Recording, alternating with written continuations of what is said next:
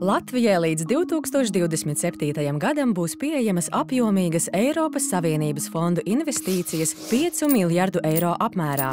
Šīs investīcijas tiks novirzītas 6 galvenajiem mērķiem, ļaujot Latvijas iedzīvotāju dzīves līmeni būtiski tuvināt Eiropas Savienības vidējam līmenim.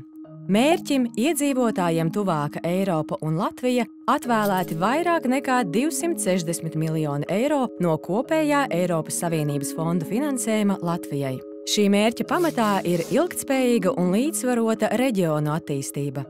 Lai uzlabotu reģionos dzīvojošo iedzīvotāju dzīves kvalitāti, ar Eiropas Savienības fondu finansējumu tiks atbalstīta sabiedrisko pakalpojumu veicināšana, uzņēmējdarbības un kultūras vides sakārtošana, kā arī pilsētvides teritorijas, skvēru un parku labiekārtošana reģionos.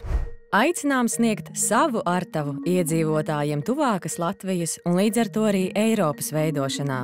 Pieteikt projektus aicinātas pašvaldības un to iestādes, kā arī plānošanas reģioni. Tuvākās projektu atlases plānotas 2023. gada sākumā.